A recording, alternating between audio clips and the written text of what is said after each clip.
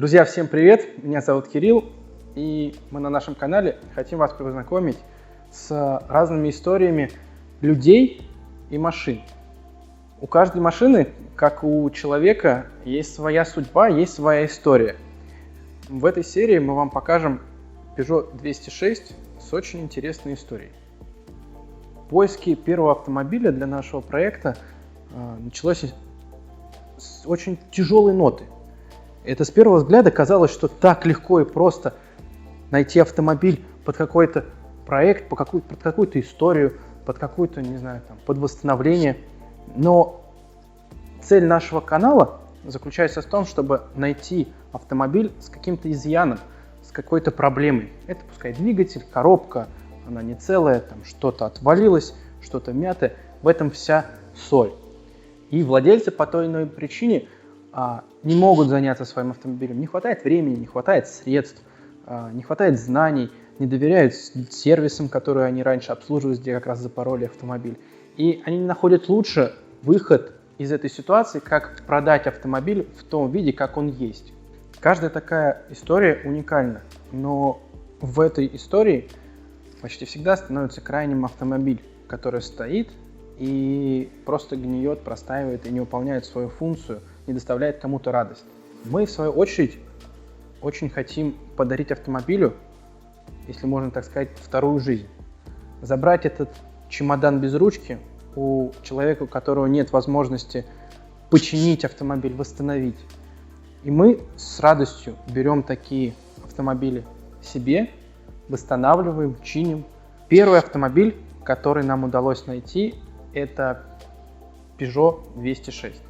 Это такая первая история, которой делиться очень интересно. Да? Это первые какие-то впечатления, это первый автомобиль, за которым мы поехали, который мы нашли. И все началось очень спонтанно. Мы нашли это объявление, хотя объявление висело чуть ли не с лета. Были летние фотографии, просмотров у автомобиля было очень много. И, естественно, закрадывается мысль, где-то здесь какой-то обман, либо еще что-то. Когда машина висит дешево, она с изъянами, и просмотров огромное количество, закрадывается в голове, что тебя хотят обмануть. Позвонив по объявлению, мы столкнулись с доброжелательностью, совершенно такой открытостью и четким пониманием, что происходило с автомобилем, какими изъянами владелец продает ее. Было перечислено энное количество. Это, в принципе, можно по пальцам одной руки перечислить. Да? Нам обозначили, что балка задняя под замену, колеса стоят домиком, какой-то посторонний шум в моторе, и так небольшие сколы, царапины, вмятины на кузове, и нету заднего левого фонаря. Это те проблемы, которые нам обозначили по телефону. Мы в полной уверенности думаем,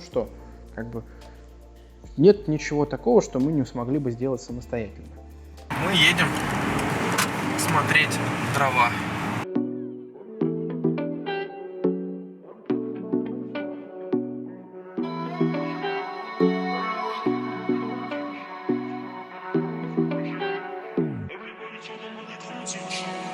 Pulling up and you know I'm swerving. Bad bitch, but you know I'm curving. Run it up like a nigga earning. Gotta check, now a nigga smurfing. Pull up in a rose, now she wanna roll. Everybody talking, but they coming to the shows. Pull up in a rose, now she wanna roll. Everybody talking, but they coming to the shows. Pulling up and you know I'm swerving. Bad bitch, but you know I'm curving. Run it up like a nigga earning. Gotta check, now a nigga smurfing. Pull up in a rose, now she wanna roll. Everybody talking, but they coming to the show. Pull up in a rose, now she wanna... Что тебе, краткий обзор снятый? Шумоизоляция на высоте. Окно открыто. И звук, как будто мы взлетаем. Шумоизоляция бы, конечно, получше, и было бы огонь. 1.6, обычный мотор на ручке, 102 лошадиные силы, разгон до сотни за 11,2 секунды. Может, несколько лошадей уже умерло пока в моих руках. Чисто рабочий аппарат. Ест мало. 87 литров на 100 километров. До 210 разгоняется. добраться? До 21. До 21 легко. How she wanna roll? Everybody talking, but they coming to the shows. Pull up in the rolls. How she wanna roll? Everybody talking, but they coming to the shows. Pulling up, and you know I'm swerving. Bad bitch, pushing on curving. Run it up like a nigga earning. Мы доехали, в машину посмотрели. Если это можно сказать посмотрели, с грехом пополам мы и нашли их. Это было просто весело. Объяснял человек, который был сам на своей даче, наверное, один раз. Искали мы, наверное, минут 30. Это полбеды. Нашли. Вышли 2 человека, 2 мужчины. Сперва были они очень интеллигентными. Сразу обозначили, что сегодня праздник.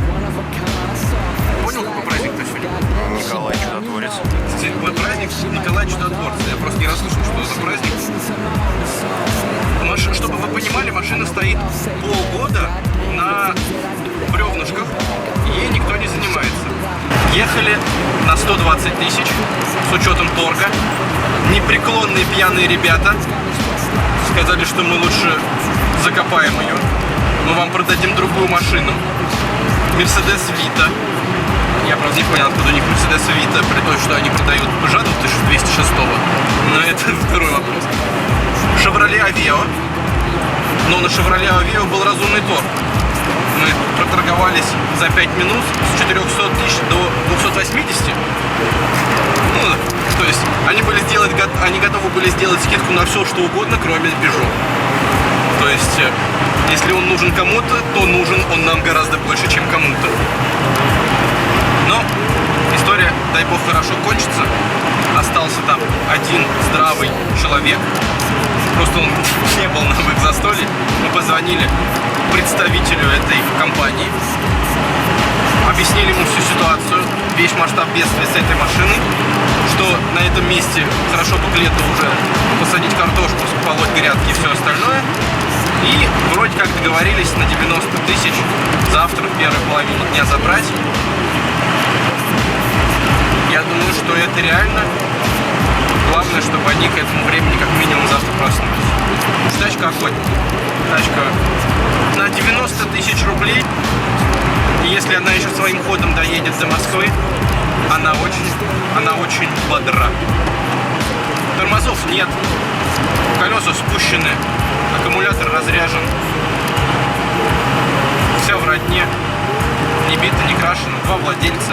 Лобовое стекло разбито. Что-то стучит в моторе. И нам утверждают, что это когда меняли ГРМ, что-то не докрутили. Ну, в общем, наш вариант. Как бы все эти минусы будут плюсами. Впечатление от машины очень хорошее. 90 тысяч рублей, если так оно и будет, это правда достойный вариант. В салоне не засрано. Что там, кстати, это климат-контроль? Да. Там есть климат-контроль. В целом, достойный аппарат. Главное, достойный владелец. Кстати, вот мужик, который типа механик, назовем его типа механик, утверждает, что машину отдали за долги, а долг был в размере 300 тысяч рублей. Им отдали вместо денег машину и бутылку коньяка. Коньяк до сих пор не заканчивается. Машина до сих пор продается. В общем, по телефону было заключено, так сказать, джентльменское соглашение, что завтра утром мы приезжаем и забираем машину за 90 тысяч рублей. По пути домой мы начали просчитывать, думаем, так, где мы можем сэкономить, чтобы себестоимость вышла автомобиля как можно ниже, да? То есть на работах мы, естественно, сэкономим. И самое, как мне на тот момент казалось, самая большая статья расходов это оказался эвакуатор. Мы когда ехали в обратную сторону, позвонили в одну компанию, нам объявили от точки А до точки Б сумму в размере 10 500 рублей. Да, это 1/9 от всего автомобиля, который мы покупаем. Сумма в 10 500 рублей нас, естественно, не устроила. И мы приняли такое решение спонтанное,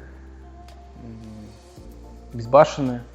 Хотя это, так скажем, про безбашенность трудно судить по такому поступку. Ну, в общем, короче, безалаберность, если так можно выразиться, она присутствовала. Мы решили, что мы как можно больше проедем до Москвы. Если уж совсем будет плохо, или мы там разложимся, то мы уже тогда вызовем эвакуатор. Да, то есть каждый километр, приближаешься к Москве, мы будем платить меньше за эвакуатор. Да, то есть почти до МКАД доедем, заплатим там 2 500. В принципе, адекватная цена. Приезжаем на место. Был великолепно солнечный день, то есть вот прям идеально было. Я в своей жизни покупал машины, но вот именно вот такого подхода со стороны продавца я ни разу не наблюдал. Мы приехали, было солнышко, и вот знаете, это прям как солнце светило прям на этот великолепный вишневый пыжик. Наши сборы начались утром, потому что всего нужного и необходимого оборудования, естественно, централизованно в одном месте у нас не было. Собирались с миру по нитке, то есть у кого-то мы взяли крокодильчики, у кого-то взяли трос, у кого-то взяли подкачку. В поисках троса.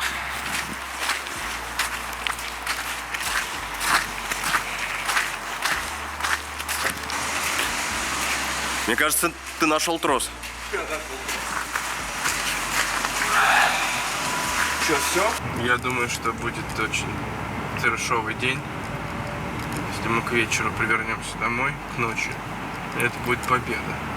Приезжаем, и это была просто какая-то чудо-картина. Это своим глазам никто не поверил. Ни я, ни Саша. То есть мы подъезжаем, а машина уже стоит рядом с воротами, заведенная, с подкачанными колесами. Стояли ребята и пытались прокачать тормоза хоть как-то, чтобы мы могли там передвигаться. Естественно, они были удивлены, почему мы приехали своим ходом без эвакуатора, да. Тут мы им сказали, какая у нас авантюра будет, да, что мы сколько можем, столько проедем. Но поддержали в нашем начинании и сказали, что, ну, как бы, экономия должна быть экономная. Все, что мы сэкономили, мы заработали. Либо они хотели настолько быстро избавиться от своего корыта, которое занимало место в огороде, либо, что мне как раз кажется, что это настолько были доброжелательные владельцы этого автомобиля, что просто всеми силами они хотели помочь и нам, и машине, чтобы она получила вторую жизнь. ДКП они все сами написали, машину привели в порядок. В принципе, мне казалось, если бы машину еще оставить дня на 2 и привезти туда запчасти, они бы и машину починили бы, и мы бы уже готовы ее бы забрали.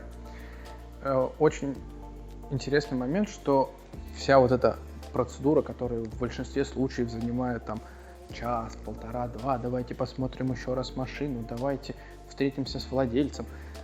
Забор машины занял буквально, наверное, минут 10 с приветствием и со знакомством с теми, кого мы не знали с вчерашнего дня. Все было подписано, мы оплатили нашу покупку,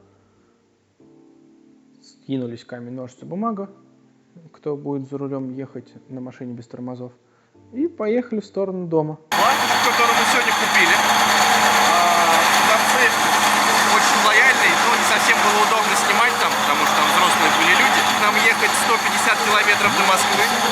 Гул в салоне идет просто космический. Но это те дрова, на которые мы и ехали. Мы их посмотрели вчера, было поздно, уже темно, не показали. Но факт приобретения есть. Как будто что-то сейчас развалится. Прям вот сейчас, вот в данный момент оно разваливается. И тормозит только одно колесо. Одно. Все остальные уже тормозят, либо вообще не тормозят.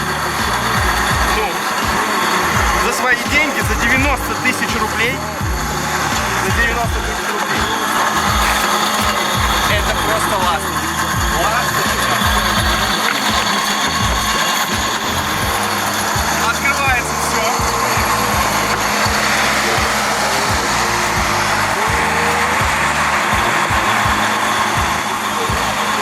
Нам сказали, если что-то в дороге случится, вы справитесь.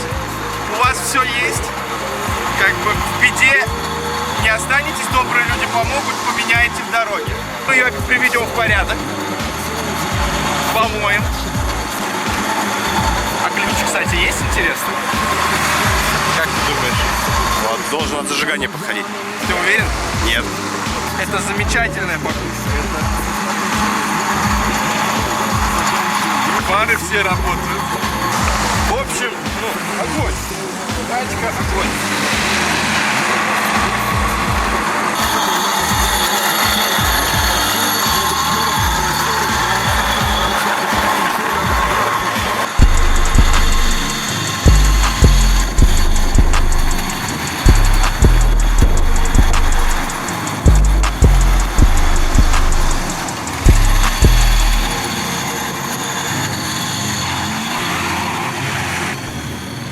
On the beat.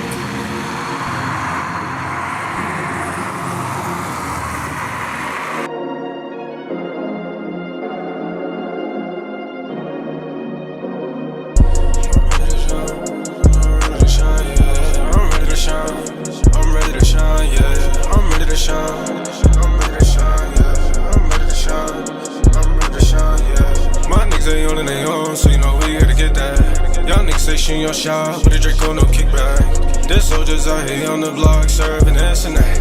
My nigga, it's okay if you ain't never been through that. Nah, I gotta stay in your task. Yeah, I'm on your ass. Why you speeding? Why you going so fast? Why this lifestyle moving so fast? Yeah, so fast. Whoa, just gotta slow down. Your bitch keep on my phone, that's your guy.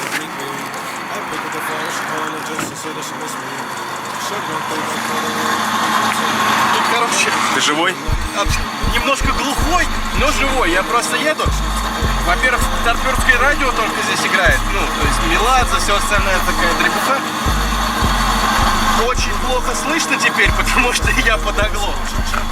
Я что остановился? Я все хотел побрызгать вот этой новомодной штукой. Вот такой тут прям, ноу-хау, братан. Вот как бы все напрямую и так далее. Но не получается.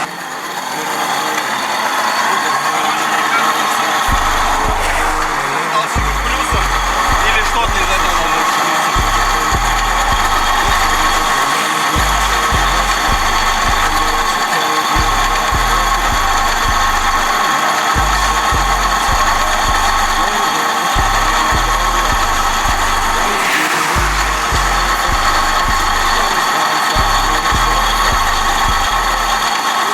Ничего не дымится? Иди попробуй.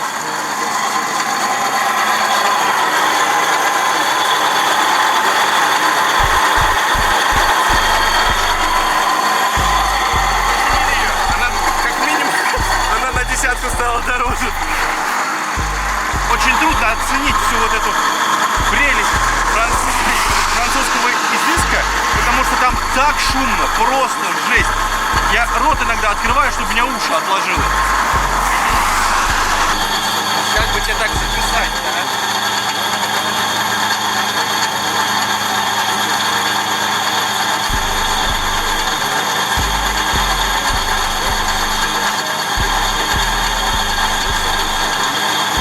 Сань, помнишь, ты у меня спросил, как тебе Пежо?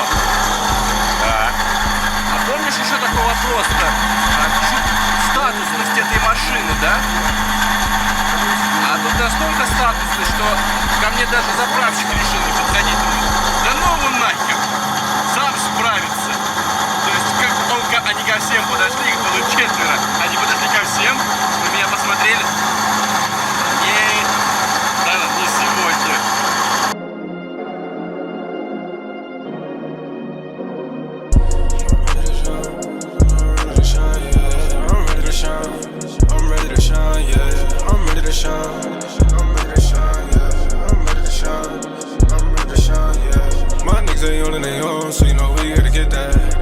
Station your shot with a Draco, no kickback. There's soldiers out here on the block serving this and that.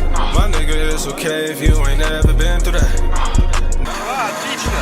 Я, брат, подоглох чуть-чуть. Я, кажется, выяснил, какой подшипник будет. Передний правый. Yeah, so fast. Whoa, just gotta slow down. Your bitch keep calling my phone back to back like repeats. I pick up the phone, she calling just to say that she miss me. Shorty don't think I cut her off, please don't tell me. That bitch is even lucky even if I let her touch me. Shorty getting annoyed cause she turned up on the Grammy. How you gonna go with a pussy better back? Желание заняться этой машиной прям в то же время, как мы приехали в сервис, было просто неимоверно. То есть все хотелось сразу загнать, сразу все сделать, сразу все привести в порядок, да, и двигаться дальше. Вот. Но такой возможности, к сожалению, день в день не представилось, и поэтому ремонт нам пришлось отложить на следующий день. Мы делали машину в 2 этапа.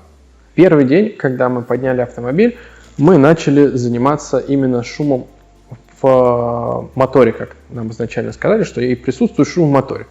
Сняли приводной ремень, и звук пропал. А потом оказалось все гораздо проще, что это был подшипник на муфте, на кондиционере. Поменяли подшипник в муфте компрессора. Пока меняли подшипник, муфта чуть-чуть согнулась, ну, по мере возможности мы ее выправили. Сделали тормоза. Просто медная трубка была поставлена на место трубки, где была заводская. Развальцевали, поставили, прокачали, тормоза у нас появились, машина начала тормозить, и как минимум мы могли совершенно спокойно передвигаться.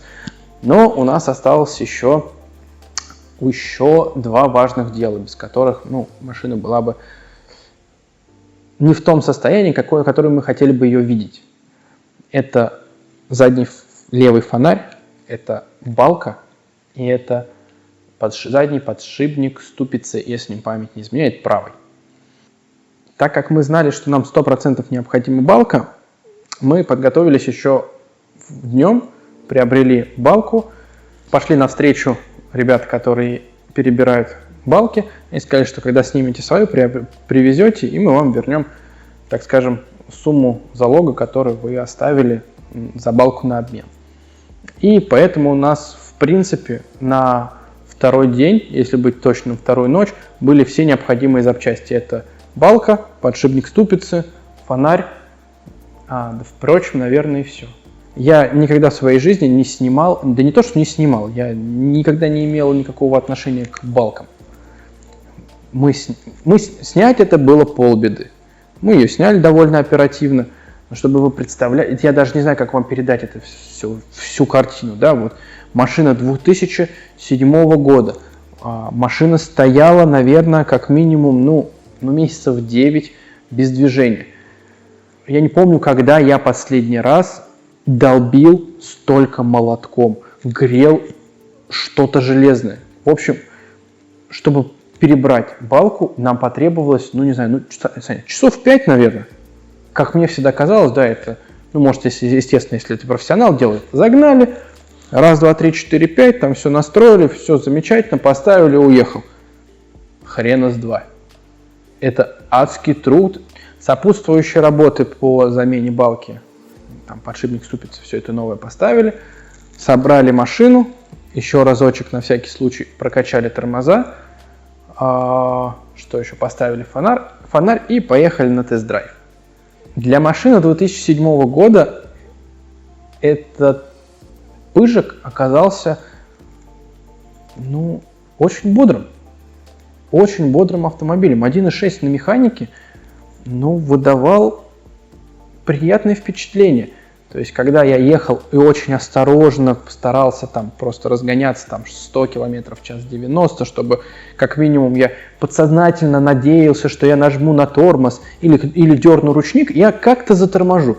Вот сейчас были руки развязаны, и мы, в принципе, дали ему просраться, и он очень неплохо наваливает. Ну, в принципе, для своего года, для своего мотора, для своего класса, то есть он был очень приятен в управлении, очень приемистый, и в целом мне понравилась эта машина, если вот рассуждать свои личные впечатления.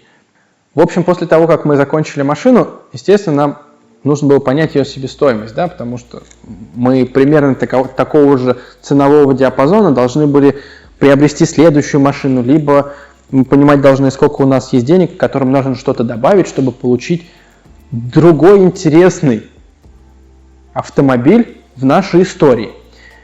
Так вот, Давайте пройдемся по себестоимости, которую мы получили по Peugeot.